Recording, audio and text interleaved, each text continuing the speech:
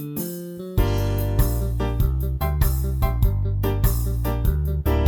main stage with the new McCree Theatre. Hello and welcome to the main stage with the new McCree Theatre. I'm your host, Pat Hill, and of course, as always, we are here to talk about performances around our city, talk about the performing arts, just kind of keeping things alive.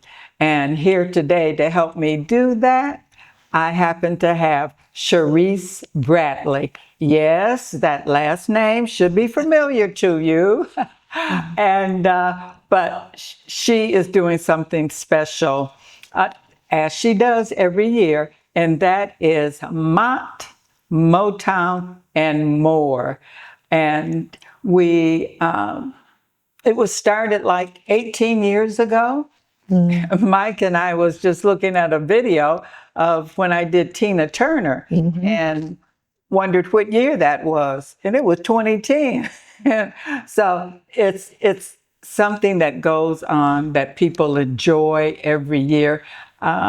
It's kind of like a signature event, and you don't want to miss it. So we're going to talk about it today, and I want to welcome you, Charisse. Thank you. Yeah. How you been? Been doing okay? I've been doing okay. Yeah, working us hard. Yes. Yes, I'm doing okay. Yeah. This event takes place on May 16th. And for the second year at the Capitol Theater. Capitol Theater. Yeah.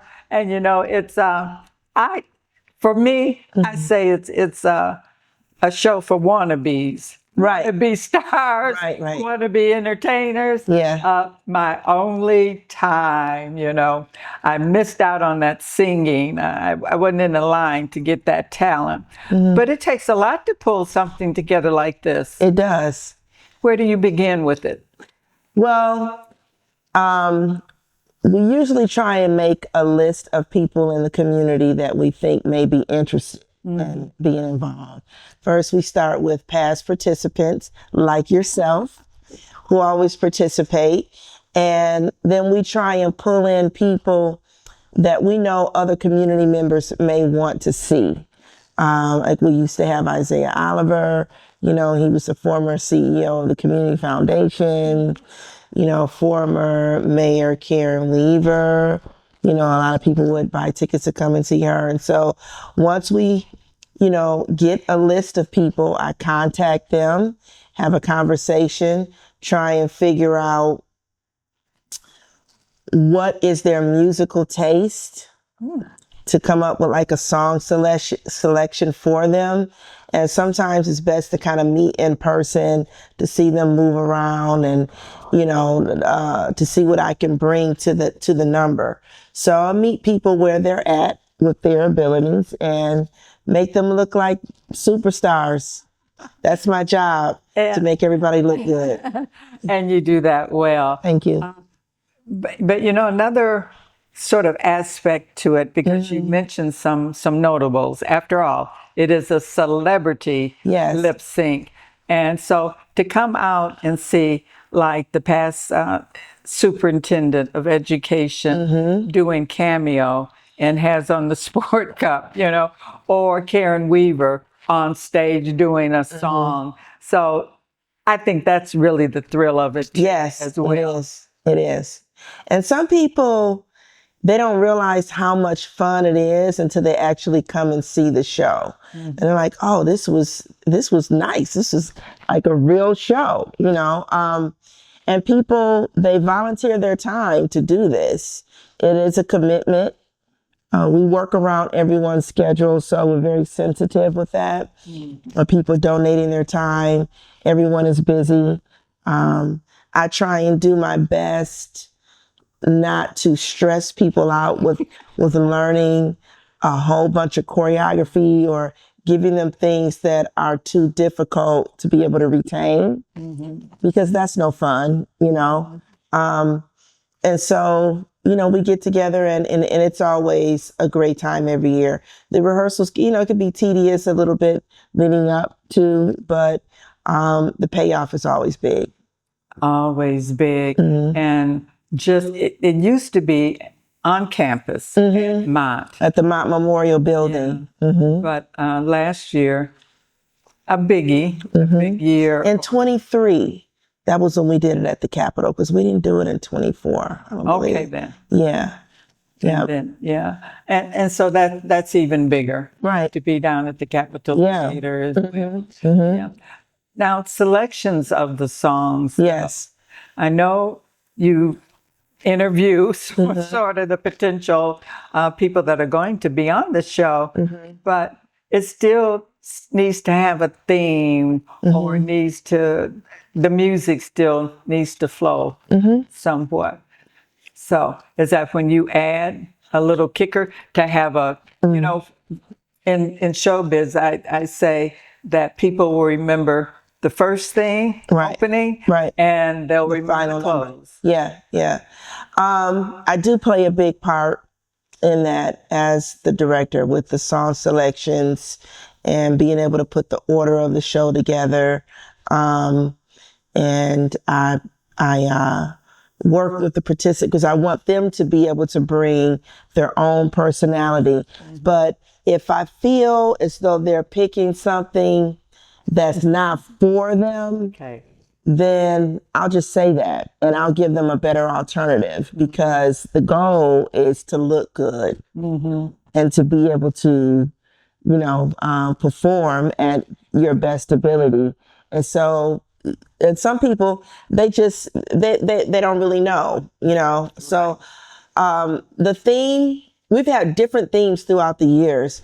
Of course, the original theme, which is Motown and More. Right. You have Motown material, but the more part of the title is a variety of things that we have to play with. We don't have to stick strictly with Motown. And we've had everyone, Janet Jackson. We're bringing some Broadway tune, which you're a part of this year. I'm very excited about. We brought Broadway tunes before from The Wiz, Eveline. Stephanie Campbell did that. Also, she Dream Girls, where she did "And I Am Telling You," and Bruno Mars cameo, DeBarge. So this year, the theme is actually called Motown and More, Legacy of Legends. Okay, so that's the theme this year. And so we have Stevie Nicks. We have, the Broadway tune from Sweet Charity. We have Paula Abdul. We have some Marvin Gaye. We have Tom Jones. Really? Yes. See, now that legend is coming into play. Yeah. So that's just a few of the numbers that we're going to have that speaks to the theme, this year's theme. Yeah. And that keeps it changed each year. So if you're one that says, "Oh, I've seen, a couple of these," no way, because they're forever changing. It does change, and we try, because some people, they'll choose a song that someone may have done already. Okay, and so I'll say, well, it's been done already. We have to choose something different. Now, if the song has been done 10 years ago, then we'll say, okay, you can do it again. Or we have done shows, themes like the best of Motown and More, where we've brought back favorite acts, put it all in one show. We've done like a 70s theme, just 70s music, so there's, we have the ability to kind of change it up a little bit to make it exciting, but we do try and keep it fresh every year. Yeah. Do a good job. Thank you. Having the creative ability that you do, and those that are involved in the show. You do keep it fresh. You mentioned one show being some of the favorites. Out of the years, do you have one of the favorite acts? Yes. So many of them. The Parliament number. Okay. It was a Parliament medley that I loved. Tina Turner. Your Tina Turner number. There was another woman who did Tina Turner, Linda Rice. There was a Janelle Monáe number, Tightrope. Ray Charles number with Isaiah Oliver, excuse me, and his wife Shay. Oh, okay. The Cameo number. Yeah. That you and your husband was in that, right? That's right. Harold, That's where we got connected. and Craig Coney. Yeah. It was hilarious. A Milli Vanilli number. It's been so many. Yeah. So that means that it's a great show. It is. Year after year after year. It is. It's a lot of fun. Yeah, a lot of fun. Now, you also, I think another part of it that keeps everything interesting and moving is our hosts. Yes. Hostess. Yes. David, and we used to have Dawn Jones, but we've had Dr. Tanya Bailey host, and they're great. And David is always great. So the chemistry that he has with his co-host is always a lot of fun. They keep the audience laughing. They keep, the vibrations and the energy high. And they're entertaining. Right. You know what I mean? In between each act. So it makes it a good night. Yeah. You have David who throws in a joke or two every now and then. And Dr. Tanya Bailey. She'll break out and sing sometimes. Right. Yeah. And once David, I got him to do an act. He did Sonny and Cher one year. And I can't remember who he did it with, but yeah, I got him to do it, to play Sonny. Yeah. Great that he participates and loves it as well. Yeah. As well. So, where does all this creativity come and teaching our dance? Yeah. And that has to come from a background, your own. Yeah. Tell us a little bit about Cherisse. I've been in the performing arts my whole life. I actually have a long history, childhood history here at McCree Theatre. Yeah, I did a lot of musical theater at McCree. So Mr. Winfrey, Charles Winfrey, he's been knowing me since I was a little girl. And that's how it started for me, is doing musical theater, singing in school. My parents were into the arts. So I had a natural gravitation towards it.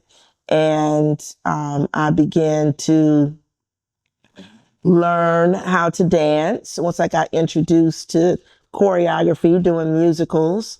I then went on to start studying at Creative Expressions Dance Studio at our legendary Burston Field House here with the late Sheila Milligram, who we miss very much. Yeah. Tony B. White, who we miss very much.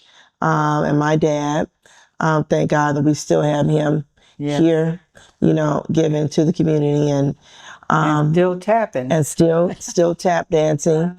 And after that, I went on to California and dance scholarship and began working professionally. And I've lived in New York, and I've been overseas singing and working professionally. So it's just, it's who I am. It's a part of my life, and it's how I grew up. Yeah.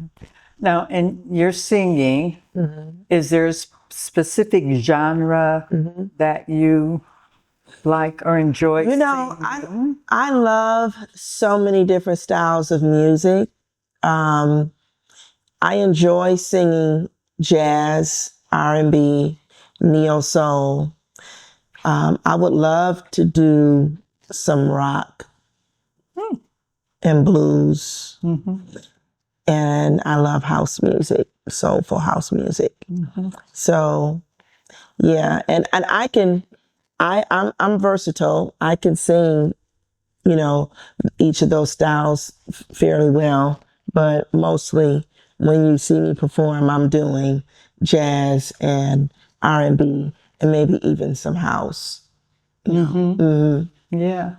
Now, you also have something that's dear to your heart, and you pulled together another another show. Yeah. And tell us a little bit about what you do there, your own special thing. You're speaking about I Found My Voice. Yes. And it's a creative arts wellness movement for survivors of domestic and sexual violence. And I started it in 2013. I got my first grant, the Share Art Mini Grant from the Greater Flint Arts Council. $5,000 was my first grant. And I did an outreach where I worked with other women and young women, survivors in the community, and developed and directed a piece for them as they were telling their own stories. And then I put on a tribute concert to women, which collaborated local and national artists. And I allowed the women to perform in the show, those who felt comfortable enough to get up there. Now, if they wanted to participate in the workshop, that was fine, and not perform, that was totally fine. They could just come to the performance. And but it is a project that's close to my heart. There's a lot of different things that I want to do up underneath that brand. I have put in for a new grant this year. I've just recently become under the fiscal sponsorship of the YWCA to apply for this grant. And so I'm hoping that I could continue to build a relationship with the YWCA and do some great things and outreach. I've kind of been inactive the last few years with the project. I've had some injuries.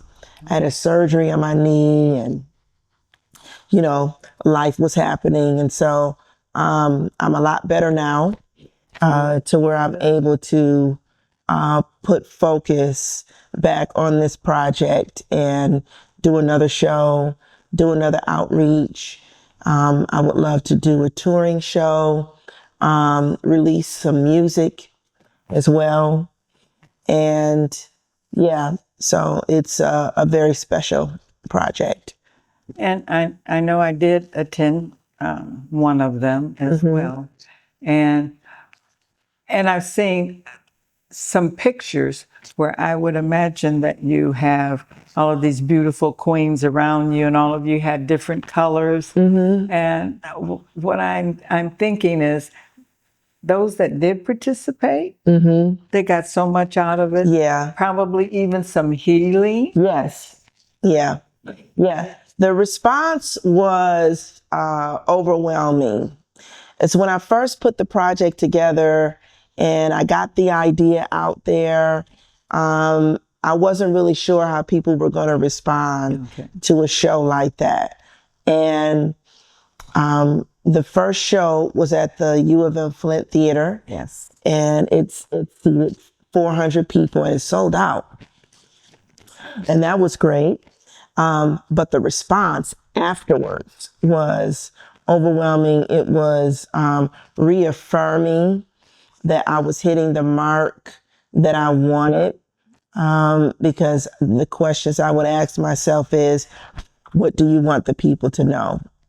What is the message that you're trying to get out? How do you want to deliver that message? What do you want the people to hear? How do you want people to feel? And when I would get the response from the surveys and people sending me private messages on Facebook, and it was what I wanted it to be. There are some women that I've worked with that have actually started their own movements. They've gotten inspired. Felicia McGee, and she ended up writing her own book and telling her story.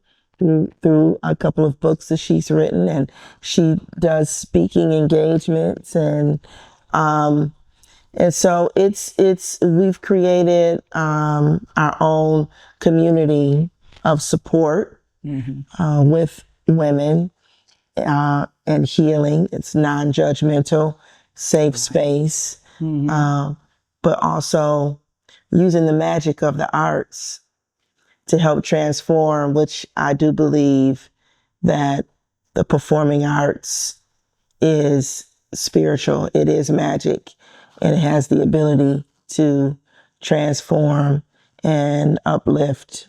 So, yeah.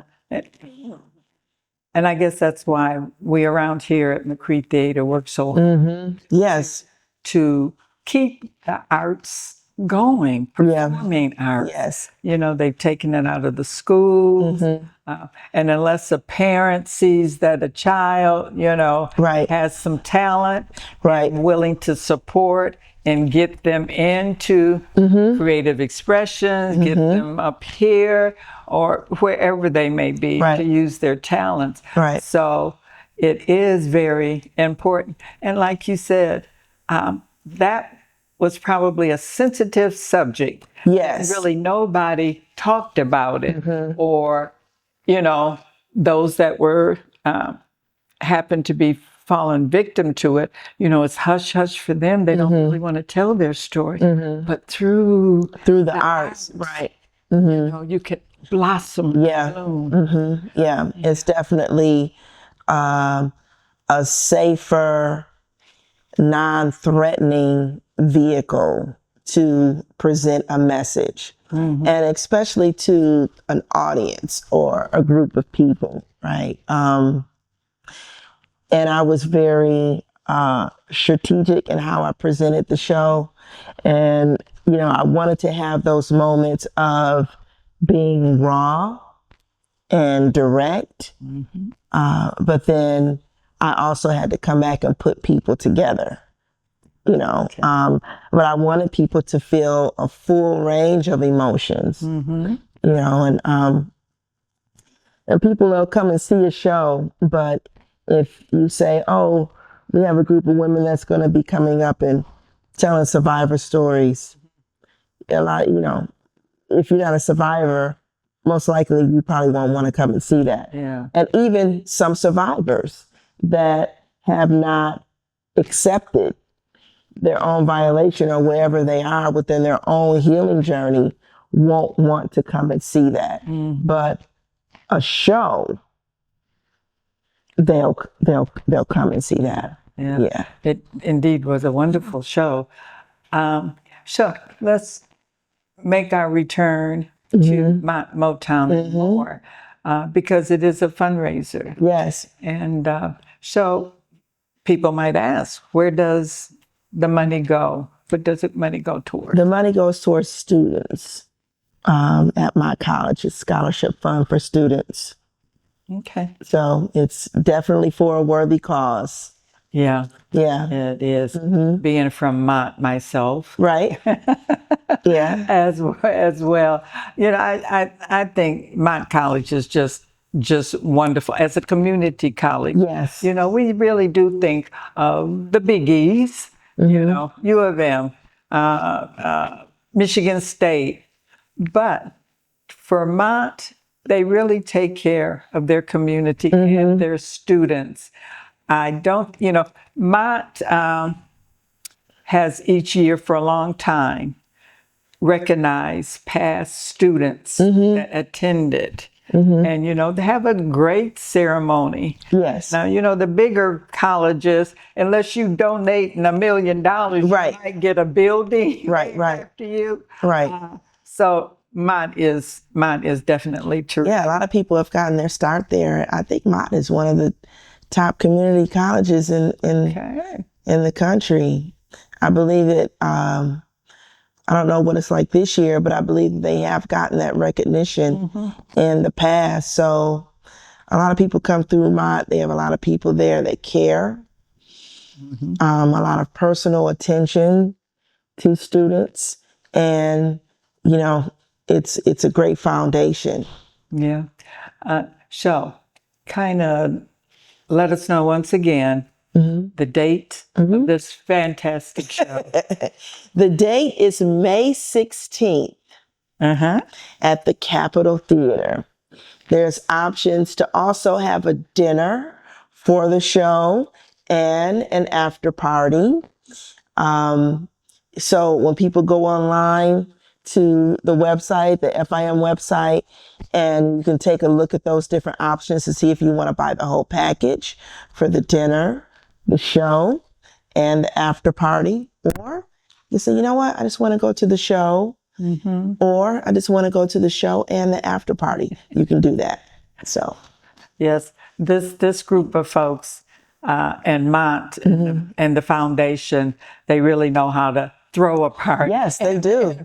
Yeah. So people that say, I don't have anything to do, then on May 16th, which is a Friday, you can start off with dinner because they're kind of introducing the Culinary Institute. That's right. Yeah. And that's who's going to be preparing dinner. And they're great. They're awesome. Delicious, good. Yes. Yeah. Yes. And then after you finish dinner, that's 5:30, right? Finish dinner, then mosey on over to the Capitol and watch a terrific show. And then after that, there is the after party, and that they call it the Black Box. It's on the lower level. Right. So don't have to go any other place. That's right. Just go downstairs Downstairs. for it. Yeah. And hang out. Yeah. Is there anything else you want to mention that I may have failed to ask about this upcoming event? I think you've covered it all. I